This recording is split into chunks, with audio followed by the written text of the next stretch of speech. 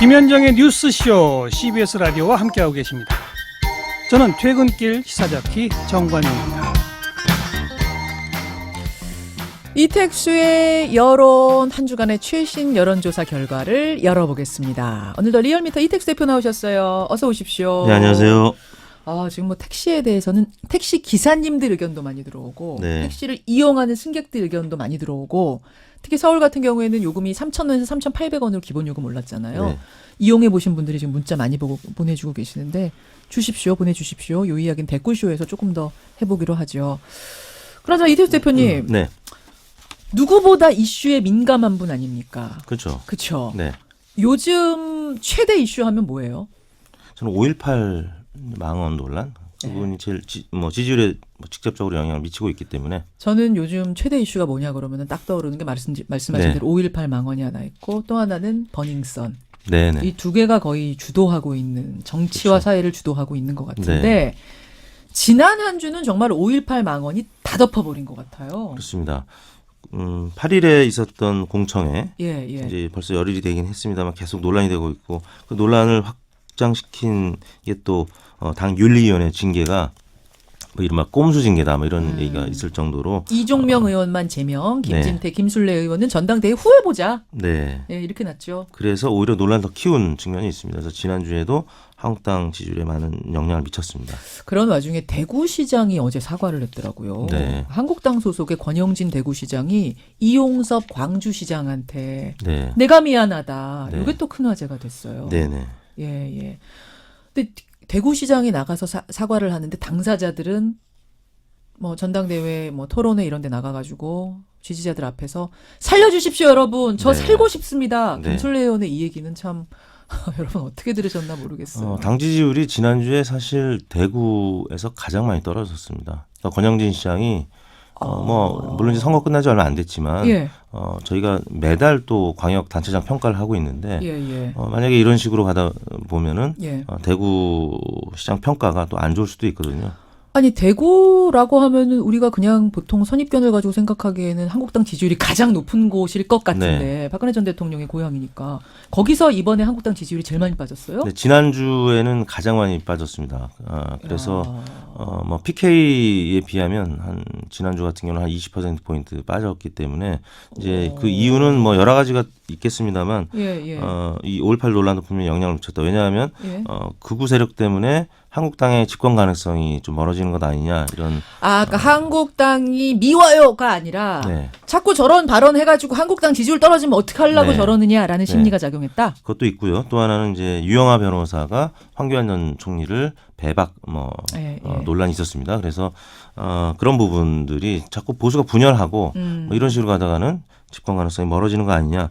또 하나는 이제 지난 전당대회 그 접수 기간 동안에 일부 출마자들이 예. 또 출마 안 한다고 얘기를 했죠. 그래서 그랬죠. 흥행이 조금 타격을 받았죠. 떨어지는 거 아니냐. 뭐 이런 여러 가지 이유들이 있었을 겁니다. 실망감의 표현. 그 중에 이제 하나가 아무튼 5.18 망언 논란도 있었다라는 것이죠. 그럼 이야기가 나온 김에 이번 주 정당 지지율부터 한번 볼까요? 각 정당의 지지율이 네.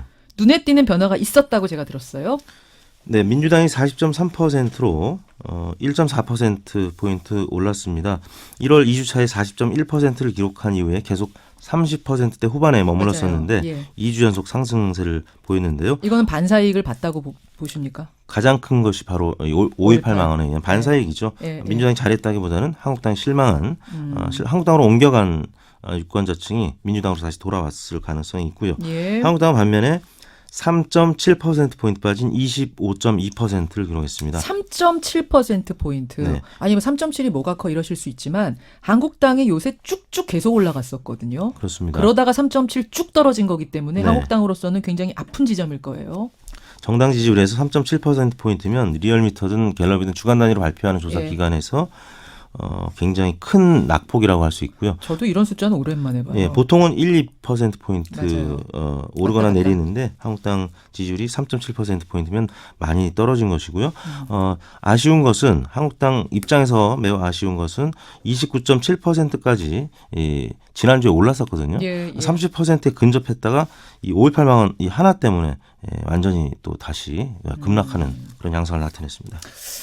근데 말이죠. 이 정도 되면은 대구에서도 뭐 얼마가 떨어질 정도의 상황이라면 한국당이 납작 엎드려서 사과하고 네. 뭐 다 3명 다 제명한다든지 뭐 출당한다든지 조치하고 이렇게 할 것 같은데 그렇게 네. 하지 못하는 이유는 또 뭐예요?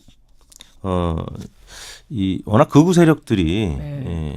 뭐 온라인에서뿐만 아니라 오프라인에서 뭐 당사 앞에서 아주 극렬하게 시위를 한다든지 표현 방식이 굉장히 거칩니다. 그래서 그렇죠. 지금 한국당 지도부 비상대책위원장이라든지 원내대표 등의 입장에서는 예, 사실 예. 굉장히 부담이 될 수밖에 없을 것 같아요.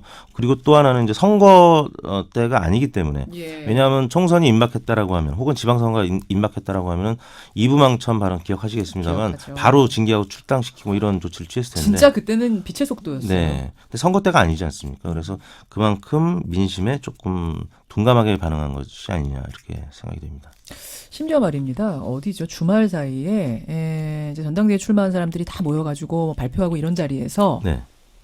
김병준 비대위원장이 올라가서 발표를 하는데도 김진태 이런 소리만 들렸을 정도로 이른바 태극기 부대 극우 지지층들이 지금 당내에 많이 입성해 있다. 네. 이것을 무시할 수가 없다는 네. 이야기예요.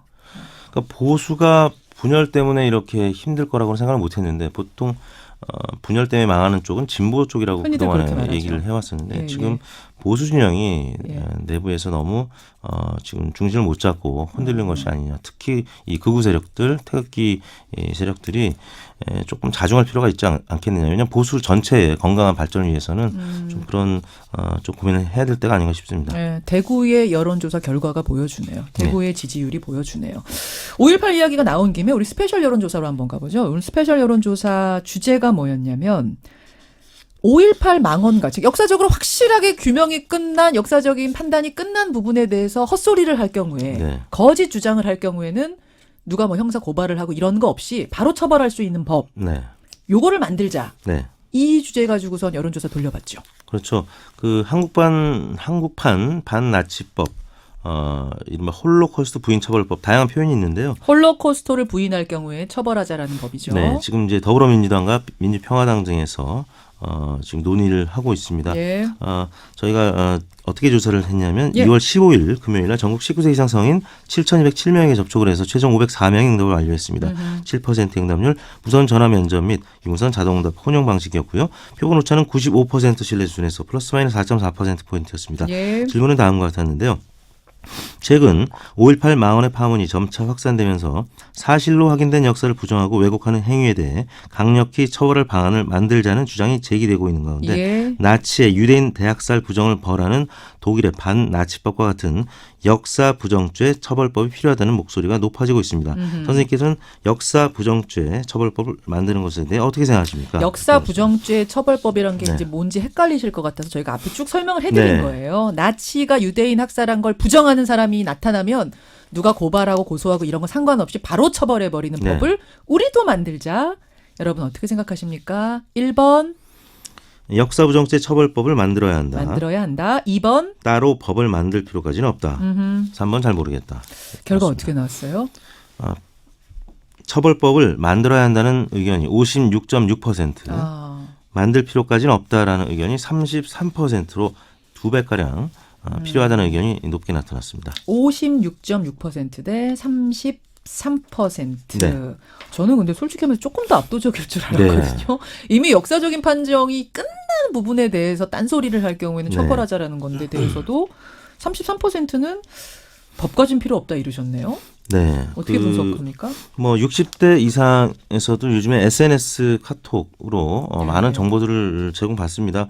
그 특히 이제 그 유공자 네. 명단 공개와 관련해서는 그동안에 이제 태극기 부대 혹은 뭐 지만원 씨 등이 이제 계속 공개를 주장을 해왔기 때문에 5.18 유공자 명단이요. 네. 그래서 지금 많은 60대 이상의 보수 성향의 유권자들이 좀 음모론에 공감하는 분들이 여전히 많이 있다라는 것이죠. 그래서 거짓 뉴스에 지금 네. 아직도 믿고 계신 분들이 계시다. 그렇습니다. 그래서 요즘 그 정쟁화된 이슈에 대해서 조사를 하면 예. 좀 굉장히 보수적인 성향을 나타내는 분들이 한 25% 안팎됩니다. 그래서 무조건 이런 이슈 조사를 하면 30% 내외가 예, 예. 이런 결과들을 나타내고 있는데요. 생각보다는 격차가 크진 않았습니다. 지금 되게 중요한 부분 말씀해 주셨어요. 그러니까 뭔가 정쟁의 대상이 되는 네. 보수 진보로 이렇게 나뉘어지는 어떤 질문을 할 경우에는 네네. 무조건 보수, 네. 무조건 보수 쪽 이렇게 손드는 사람이 한 30% 정도 된다. 그렇습니다.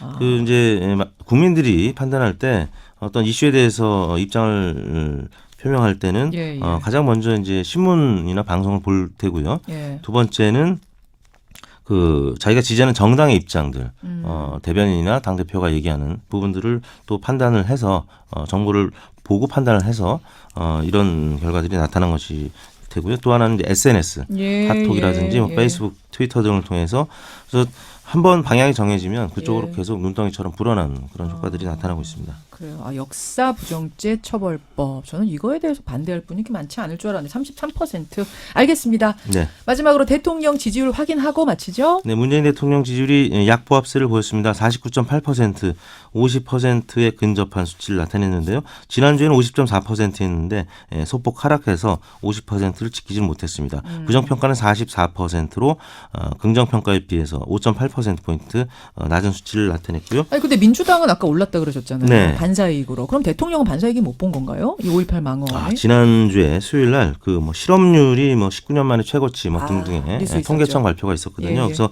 주 후반에 좀 상승세를 주중까지 이어갔었는데 주 후반에는 상승세를 이어가지 못하고 조금 하락세를 보였습니다.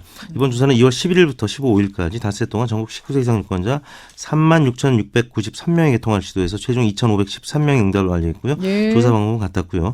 표본 오차는 95% 신뢰 수준에서 플러스 마이너스 2%포인트였고 자세한 내용은 중앙선거관리위원회 심의위원회 홈페이지를 참고하시면 되겠습니다. 지금 청취자 이정우님 유튜브로 제가 보고 있는데요. 33% 그러니까 나치법 이게 정확히 이름이 뭐라지? 역사 부정죄 처벌법에 아마 반대하시는 33% 중에 한 분이실 것 같아요. 이정우님도. 어떤 부분을 우려하시는가? 이 우려점들 33%에 해당하는 분들은 그것도 좀 보내주시면 좋겠어요. 저희가 댓글쇼에서 그 의견들 가지고 논의를 좀 해보도록 하죠. 이택수 대표 고생하셨습니다. 네, 감사합니다. 김현정의 뉴스쇼는 청취자 여러분의 참여로 이루어집니다. 트위터, 페이스북, 레인보우 게시판, 그리고 단문 50원, 장문 100원의 유료 문자 샵 1212, 우물정 1212 통해 참여하실 수 있습니다. 김현정의 뉴스쇼, 여러분과 함께 만듭니다.